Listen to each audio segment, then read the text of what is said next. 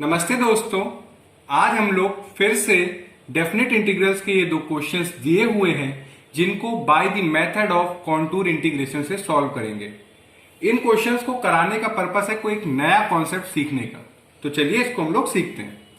हम लोगों ने अभी इससे पिछले वाले वीडियो में पढ़ा था कि जब हमारा इंटीग्रल 0 से 2 पाई होता है, यानी कि उसकी लिमिट 0 से 2 पाई हो और जो इंटीग्रैंड हो वो कॉस थीटा और साइन थीटा का रैशनल फंक्शन हो और डी थीटा हो, तो हम लोग क्या करते थे बच्चों?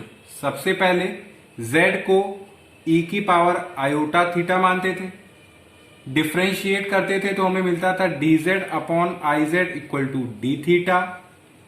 फिर क्या करते थे कि अगर इंटीग्रैंड में cos थीटा था तो cos थीटा को हम लोग z के टर्म्स में ऐसे लिख सकते थे कि हाफ z प्लस 1/z, और अगर साइन थीटा होता था तो उसको हम लोग कैसे रिप्लेस करेंगे? 1/2 आयोटा z माइनस 1/z। यानी कि ये सारे सब्सटीट्यूशन करने पे यहां पे यानी कि डी थीटा की जगह dz ला देना और इंटीग्रैंड में जहां जहां cos थीटा या साइन थीटा हो वहां पे हम लोग हाफ z प्लस 1/z या half iota z minus 1/z substitute करके कुछ ये इंटीग्रैंड बना लेते थे कि जो कि z के टर्म्स में होता था और dz और इंटीग्रेशन अलोंग c, और c हम लोगों का क्या होता था बच्चों? Unit circle centre at origin.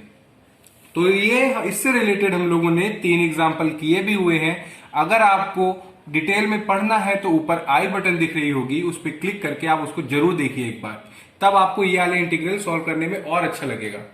तो चलिए अब चाहे तो हम लोग ये इंटीग्रल्स को इसी वे में सॉल्व करते चले जाएंगे और सॉल्व भी हो जाएगा, ऐसा नहीं कि सॉल्व नहीं होगा, मगर इसमें जो तरीका होगा, जो मेथड होगा वो थोड़ा कॉम्प्लेक्स हो सकता है, यानी कि थोड़ा सा कॉम्प्लेक्सिटी आ सकती है। तो इसको एक कन्वीनियंट वे में भी सॉल्व कर सकते हैं। किसको? जब आपका जो इंटीग्रैंड हो, यानी कि ये जो इंटीग्रैंड है इसके अगर न्यूमरेटर में अगर साइन फंक्शन या कोसाइन फंक्शन हो तो आप इसको करिए क्या, इसको आप एक्सपोनेंशियल फंक्शन में कन्वर्ट कर दीजिए और फिर उसके रियल और इमेजिनरी पार्ट को आप क्या करिए, सॉल्व। जो अब मैंने बोला वो शायद आपको अभी ना समझ में आया हो, तो पहले हम लिख लेते हैं, फिर एग्जाम्पल करेंगे तो आपको वो चीज समझ में भी आएगी कि यानी कि while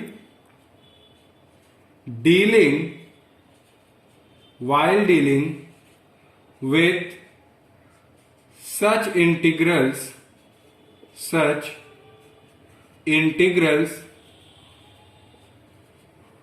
if the, I think मेरे को ये जो मैंने लिखा हुआ है इसको मैं रब कर देता हूं जिससे आपको क्लियरली हो। क्योंकि एक मिनट, ये मैंने आपको रिवीजन के तौर पे बता दिया कि हम लोग कैसे सॉल्व करते थे। यानी कि while dealing with such integrals if the numerator involves a sine or cosine function, it is more convenient to replace such a integral, such a function by the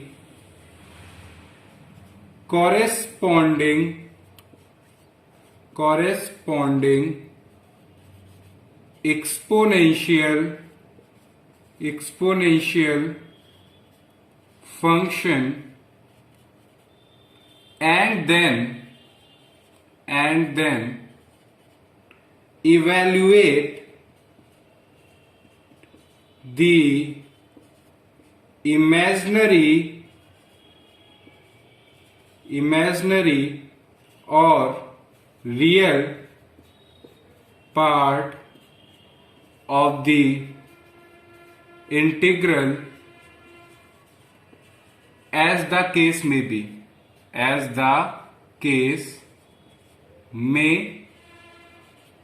be, यानी कि अगर आपका जो इंटीग्रैंड हो और जिसके न्यूमरेटर में sign या कोसाइन फंक्शन दिया हो, जैसे यहां पे साइन थीटा दिया हुआ है और यहां पे कॉस थीटा दिया हुआ है, तो इसको आप क्या करिए, इसको आप एक्सपोनेंशियल फंक्शन में कन्वर्ट कर दीजिए, और एक्सपोनेंशियल फंक्शन में कन्वर्ट करने के बाद इसके आप रियल या इमेजिनरी पार्ट जो इंटीग्रल का बने उसको सॉल्व करिएगा। उससे आंसर आपका वही आएगा जैसे मैंने अभी आपको जो तरीका बताया उससे सॉल्व करेंगे। मगर इससे सॉल्व करने से क्या होगा कि हम लोगों का जो कन्वीनियंट है, यानी कि ये थोड़ा सा आसान पड़ेगा, वो थोड़ा सा कॉम्प्लेक्स पड़ सकता था। तो चलिए इसको हम लोग इस एग्जाम्पल से समझते भी हैं। ये सबसे पहला एग्जाम्पल लेते हैं, 0 से 2 पाई 1 plus sine theta 3 plus cos theta D theta, ये दिया हुआ है। आप ये जो इंटीग्रैंड है, यानी कि ये जो इंटीग्रल दिया हुआ है, इसको आप ये लिखिए। क्या, जरा इसको बहुत ध्यान से देखिए। एक मिनट, ये मार्कर नहीं चला है, रुकिएगा।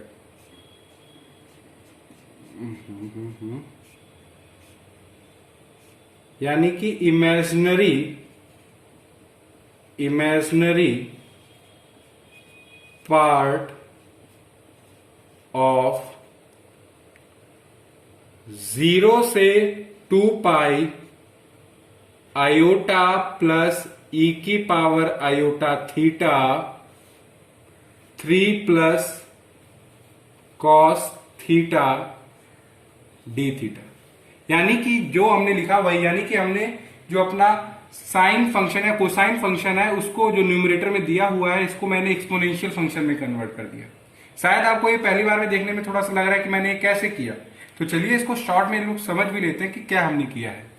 आपका आयोटा प्लस ई की power iota theta 3 plus cos theta दिया हुआ है। आप आयोटा ई की पावर आयोटा थीटा को आप क्या लिख सकते हैं, cos theta plus iota sine theta 3 plus cos theta. अब आप एक काम करिए, क्या, रियल पार्ट एक तरफ और इमेजिनरी पार्ट एक तरफ, तो आयोटा 1 प्लस साइन थीटा, और ये जो 3 प्लस कॉस थीटा है इसको रियल के साथ अलग से और इमेजिनरी के साथ अलग से लिख दिया। तो ये जो इंटीग्रल है, यानी कि ये जो फंक्शन दिया हुआ, इसका जो इमेजिनरी पार्ट होगा, यानी कि इसका जो इमेजिनरी, यानी कि अगर हम देखें इसका जो इमेजिनरी पार्ट होगा किसका, आयोटा प्लस ई की power iota theta 3 plus cos theta, तो वो है क्या बच्चों, ये है इमेजिनरी पार्ट, यानी कि 1 plus sine theta 3 plus cos theta. तो यही दिया हुआ है 1 plus sine theta 3 plus cos theta. तो सिंपली हम लोगों ने जो साइन फंक्शन था उसको रिप्लेस कर दिया किससे, एक्सपोनेंशियल फंक्शन से। अब इसको सॉल्व करने से अच्छा है हम इसको सॉल्व कर दें, क्योंकि ये थोड़ा सा हम लोगों को सही पड़ेगा।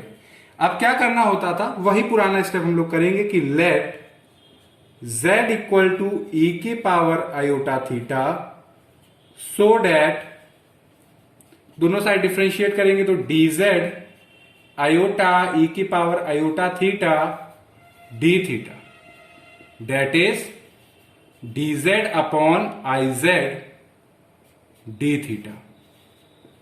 दूसरा, अब यहां पे cos थीटा है तो हम लोग जानते हैं कि we know cos theta is equal to half z plus 1 upon z।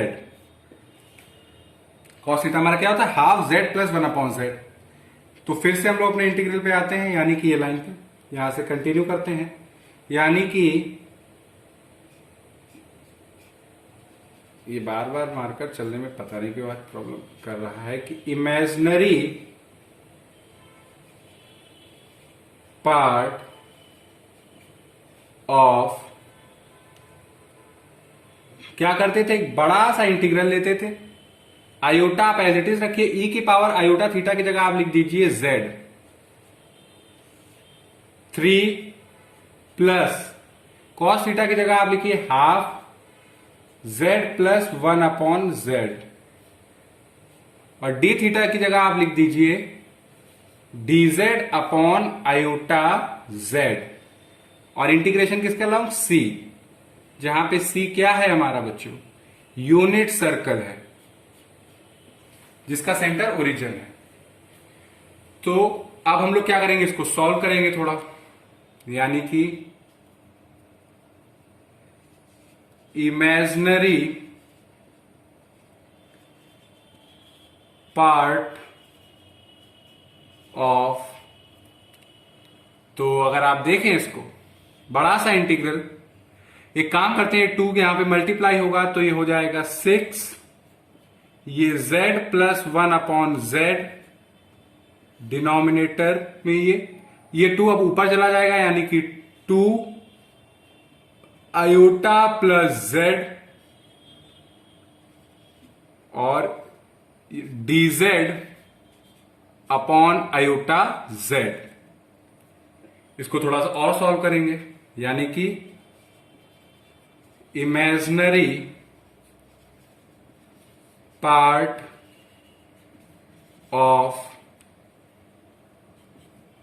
किसके अलोंग कर रहे हैं, सी के अलोंग सी। अब एक काम करिए, जो z है इसको आप अंदर ले जाइए कर्ली ब्रैकेट के अंदर, तो इससे मल्टीप्लाई होगा तो z स्क्वायर, ये z जब इसके साथ मल्टीप्लाई होगा तो आएगा 6z, जब 1 अपॉन जेड से z मल्टीप्लाई होगा तो आएगा 1, ऊपर क्या है 2 आयोटा प्लस z, अब बचा क्या है, ये आयोटा, तो इसको हम लोग आयोटा dz, यानी कि अगर हम लोग इसको पूरा टर्म कर दें तो ये integration along C F Z D Z, यानी कि मेरा कहने का पर्पस क्या है कि ये जो इंटीग्रेंड आया जो z के टर्म्स में है, इसको आप सॉल्व करिए, और इसको सॉल्व करने के बाद जो हमारा रिजल्ट आएगा उसमें जो इमेजिनरी पार्ट होगा वो हमारे इस इंटीग्रल का आंसर होगा, यानी कि इस इंटीग्रल को सॉल्व करने पे जो इसका इमेजिनरी पार्ट आएगा वो हमारे पहले वाले जो क्वेश्चन दिया हुआ है उसका आंसर होगा। तो अब मैं बोर्ड रब करके आपको यहां से स्टार्ट करूंगा और फिर हम लोग सॉल्व करेंगे और देखेंगे कि क्या आता है हम लोगों का आंसर और उसका इमेजिनरी पार्ट क्या है, जो कि एक आंसर होगा। ओके बच्चों,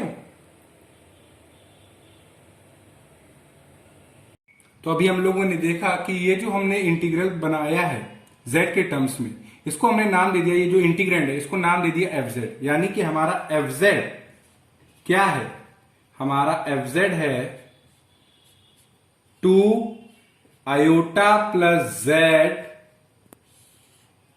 iota Z square plus 6z plus 1, rational function है ये। तो हम लोग क्या करेंगे, इसमें जो सिंगुलैरिटी होगी वो सिर्फ और सिर्फ हमारी पोल होगी, और पोल को निकालने का क्या तरीका है, आप डिनोमिनेटर को 0 कर दीजिए, यानी कि poles of F Z are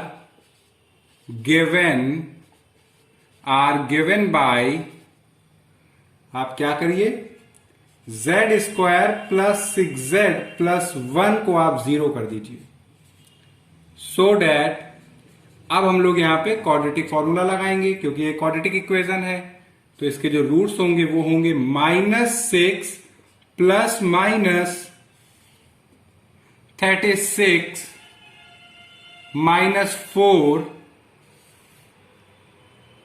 और 2, यानी कि इसको अगर हम और लिखें, यानी कि z हमारा आएगा -6 plus minus √32 upon 2, that is z एक हमारा आएगा -6 प्लस माइनस 4√2 अपॉन 2, यानी कि z हमारा आएगा, यहां पे इसको नीचे भी लिख देते हैं कि सीधे z हमारा क्या आएगा, डेट इज z एक आएगा हमारा -3 प्लस 2√2, -3 प्लस 2√2, और इसको हम लोग नाम दे देते हैं अल्फा, से अल्फा, और -3 -2√2 जिसको हम लोग नाम दे देते हैं बीटा, से बीटा। ये क्या हुए, ये हमारे सिंपल पोल्स हुए, किसके, एफ जेड के। तो हम कह सकते हैं कि thus F Z has simple poles at z equal to alpha beta, यानी कि z equal to alpha beta पे एफ जेड के सिंपल पोल्स हैं। अब हम लोग क्या करेंगे, जो सिंपल पोल्स हैं इनको z प्लेन पे लोकेट करेंगे और ये चेक करेंगे कि यूनिट सर्कल के अंदर कौन से हमारे पोल्स आ रहे हैं। तो सबसे पहला काम क्या है, z प्लेन बनाना। ये हमारा रियल पार्ट ऑफ z, ये हमारा इमेजिनरी पार्ट ऑफ z, और ये रहा हमारा यूनिट सर्कल। 1 -1 1 -1, यानी कि सी हमारा क्या है, और हम लोग एंटी क्लॉकवाइज डायरेक्शन में मान लेते हैं, ज्यूम कर रहे हैं कि जा रहे हैं। अल्फा हमारा क्या दिया हुआ है, अल्फा हमारा है -3 + 2√2। तो अगर आप देखें तो -3√2 की वैल्यू होती है हमारी 1.414। तो यानी कि -3 प्लस ये 2.828, यानी कि जब इसको सब्ट्रैक्ट करेंगे तो आएगा -0.172, यानी कि ये -1 से कम है। तो यानी कि ये सर्कल के अंदर आ रहा है, यूनिट सर्कल के अंदर आ रहा है क्या, अल्फा। तो और ये अब क्या है, ये हमारा एक रियल नंबर है। तो ये जब रियल नंबर है तो ये हमारा रियल एक्सिस लाइन पे आएगा, यानी कि ये रहा हमारा अल्फा।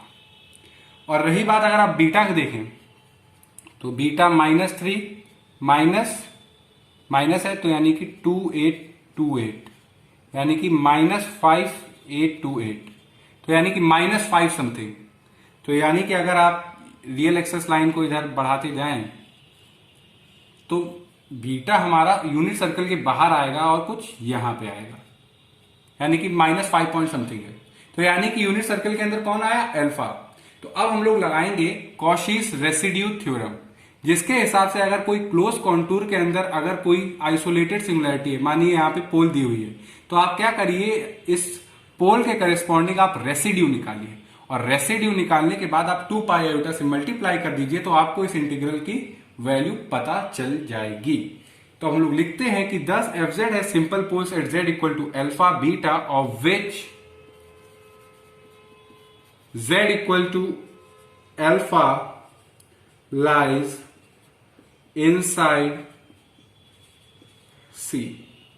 अब क्या कर रहे हैं, हम लोगों को रेसिड्यू निकालना है, किसके करेस्पॉन्डिंग, अल्फा के, क्योंकि यही यूनिट सर्कल के अंदर है। तो रेसिड्यू किसका, फंक्शन का, किस पॉइंट पे, अल्फा पे, वो क्या होगा, limit z tends to alpha z minus alpha. ये सिंपल पोल पे अगर आपको रेसिड्यू निकालना है तो इससे रिलेटेड हम लोगों ने बहुत सारे एग्जांपल किए और फॉर्मूला देखा हुआ है।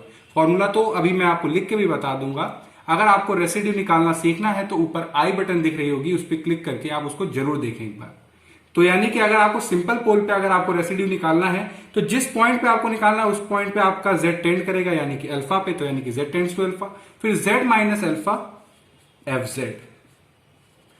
अब देखिए यहां पे limit z tends to alpha, curly bracket z minus alpha, fz है क्या हमारा, fz है हमारा 2 iota plus z iota z square plus 6z plus 1 curly bracket close, z minus alpha. एक काम करते, एक चीज और कर देते तो आपको ये चीज का ये है कि सिंप्लीफिकेशन अच्छा रहता। 1 मिनट, तो यानी कि अभी रेसिड्यू हम लोग निकालेंगे, मगर एक काम कर लेते हैं उससे पहले, क्योंकि हम लोगों को पता है कि अल्फा और बीटा क्या हैं, रूट्स हैं किसके, क्वाड्रेटिक इक्वेशन के। तो since alpha beta are roots of z square plus 6z plus 1 equal to 0, so जो हमारा fz दिया हुआ है, यानी कि ये जो fz दिया हुआ है इसको आप ऐसे भी लिख सकते हो, 2 iota plus z minus alpha z minus beta और ये आयोटा। अब देखिए, अब हम लोग रेसिड्यू जब निकालेंगे तो हम लोगों के लिए आसान हो जाएगा इसको सिंप्लीफाई करना, यानी कि रेसिड्यू फंक्शन का किस पॉइंट पे, अल्फा पे, limit z tends to alpha curly bracket z minus alpha fz, यानी कि limit z tends to alpha z minus alpha two iota plus z iota z minus alpha z minus beta. यानी कि अब देखिए इसको solve करना कितना आसान हो गया। अब z माइनस अल्फा से z माइनस अल्फा कैंसिल हो गया, मगर z square plus 6z plus 1 लेते तो थोड़ा सा क्या हो रहा था, लेंथी हो रहा था और सही नहीं दिख रहा था। तो z माइनस से z अल्फा कैंसिल हो गया, तो यानी कि अब हमारे पास आया limit z tends to alpha two iota plus z iota z minus beta. अब आप क्या करिए, लिमिट पुट कर दीजिए तो आपको रेसिड्यू मिल जाएगा अल्फा पे, यानी कि 2 iota plus alpha iota alpha minus beta, ये रहा। अब हम लोग काम क्या करेंगे, कॉशी रेसिड्यू थ्योरम का यूज करेंगे, यानी कि hence by Cauchy's residue theorem integration along C fz dz is equal to 2 pi iota residue of fz at z equal to alpha lying inside C। तो यानी कि 2 पाई आयोटा रेसिड्यू अल्फा पे क्या आया हमारा, 2 iota plus alpha iota alpha minus beta. Iota से iota cancel, तो ये हुआ 4 पाई आयोटा। अल्फा हमारा क्या दिया हुआ है, अल्फा हमारा ये दिया हुआ है, यानी कि -3 प्लस 2√2 अल्फा माइनस बीटा, यानी कि अल्फा माइनस बीटा। अल्फा हमारा क्या है बच्चों, -3 प्लस 2√2। बीटा क्या है बच्चों हमारा, -3 माइनस 2√2। अल्फा माइनस बीटा क्या होगा, -3 प्लस 2√2 प्लस 3 प्लस 2√2। तो यानी कि +3 -3 कैंसिल, यानी कि 4√2। तो अल्फा माइनस बीटा 4√2, तो 4 से 4 कैंसिल हो गया, तो ये आया π√2 आयोटा प्लस -3 प्लस 2√2 ये। तो यानी कि अगर इसको आप रियल पार्ट और इमेजिनरी पार्ट में लिखें तो real part -3 plus 2√2 pi plus iota π√2, यानी कि π√2 आयोटा और π-3 प्लस 2√2 अब हमने क्या कहा था कि ये जो इंटीग्रल आया इसका इमेजिनरी पार्ट जो होगा वो आंसर होगा हमारे इंटीग्रल का, यानी कि इमेजिनरी, यहां पे आज मेरा मार्ग ये थोड़ा सा स्लो चल रहा है, यानी कि थोड़ा सा dull. Imaginary part of integration along C fz dz। अब आप खुद देखिए ये जो इंटीग्रल है सी के अलोंग इसको इंटीग्रेट किया है, इसका इमेजिनरी पार्ट क्या है, π√2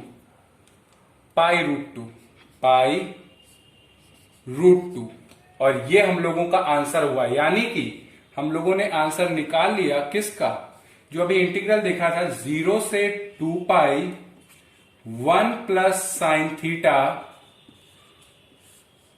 और 3 plus cos theta D theta, जिसको हम लोगों ने थोड़े नए तरीके से सॉल्व किया बाय कन्वर्टिंग साइन और cosine function into exponential function, और उसको सॉल्व करने के बाद देखा तो आंसर आया π/√2 क्योंकि इमेजिनरी पार्ट हो। तो ये मैंने फर्स्ट वाला इंटीग्रल सॉल्व किया, अब रैप करके आपको सेकंड वाला कराता हूं। तो चलिए अब हम लोग सेकंड इंटीग्रल को सॉल्व करते हैं।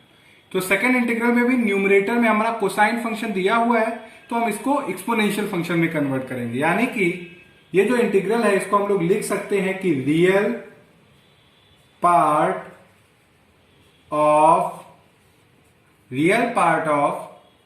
0 से 2 पाई e की power iota theta 3 plus sine theta D theta. अब हम लोग क्या करेंगे कि लेट कर लेंगे कि लेट e की power iota theta equal to z, so that जब दोनों साइड डिफ्रेंशिएट करेंगे तो ये हमारा आएगा dz upon iota z equal to D theta. और जो साइन थीटा दिया हुआ है, साइन थीटा की जगह आप लिख सकते हो half iota z minus 1 upon z। तो फिर ठीक है, इसको अब यहां पर लिखते हैं कि रियल पार्ट ऑफ एक बड़ा सा इंटीग्रेशन किसके अलोंग कर रहे हैं, c के अलोंग। और c हमारा है क्या, c हमारा यूनिट सर्कल है that is mod z equal to 1। तो e की पावर आयोटा थीटा की जगह क्या लिख सकते हैं हम लोग, z 3 as it is. Sine theta की जगह आप लिखिए half iota z minus 1 upon z। और डी थीटा की जगह आप क्या लिखिए dz अपॉन आयोटा z। अब एक काम करते हैं हम लोग कि लिखते हैं थर्ड लाइन में, इसको यहां पे थर्ड लाइन में सॉल्व करते हैं कि real part of integration along c, 2 iota को यहां मल्टीप्लाई कराएंगे तो 6 iota z minus 1 upon z, ये डिनोमिनेटर में, और इसको हम लोग करली ब्रैकेट में कर लेते हैं। 2 आयोटा ऊपर चला जाएगा तो ये 2 आयोटा, z ऑलरेडी है न्यूमरेटर में, और ये dz upon iota z। Iota से आयोटा कैंसिल कर दीजिए आप। और एक काम करते हैं कि डेट इज इंटीग्रेशन अलोंग सी, यही जो इंटीग्रल है इसको हम लिख सकते हैं, ये जो z है इसको आप कर्ली ब्रैकेट के अंदर ले जाइए और हर एक टर्म से मल्टीप्लाई कराइए। तो ऊपर तो न्यूमरेटर में कुछ कर नहीं रहे हम लोग छेड़छाड़, तो 2z, z को अंदर ले जाएंगे तो ये हो जाएगा z स्क्वायर, z यहां मल्टीप्लाई होगा तो 6 आयोटा z, फिर z यहां मल्टीप्लाई होगा तो आएगा -1, और ये हमारा dz, यानी कि हमारा इंटीग्रल z के टर्म्स में आ गया और d थीटा की जगह dz हो गया, यानी कि हम लोगों ने z square plus 6 iota z -1 और ये 2z। अब क्या करेंगे कि ये जो दिया हुआ है फंक्शन इसको हम लोग fz मान लेते हैं, यानी कि let fz equal to 2z z square plus 6 iota z -1। अब ये रैशनल फंक्शन है, सिंगुलरिटी हमारी पोल होगी, पोल निकालने का तरीका आप डिनोमिनेटर 0 कर दें, यानी कि poles of fz are given by z square plus 6 iota z -1 equal to 0, so that z is equal to -6 iota plus -36 plus 4 2, that is, आप इसको ये भी लिख सकते हैं -6 आयोटा प्लस माइनस, ये -32 होगा, -32 का स्क्वायर रूट यानी कि 4√2 आयोटा अपॉन 2। तो हमारे सिंपल पोल्स आ गए, और सिंपल पोल्स आए -3 आयोटा प्लस 2√2 आयोटा, इसको हम लोग नाम दे देते हैं अल्फा से अल्फा।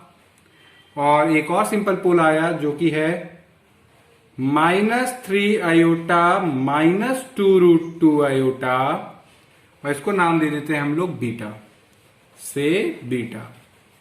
अब क्या हम कह रहे हैं कि ये दोनों हमारे क्या है, simple poles. Thus fz has simple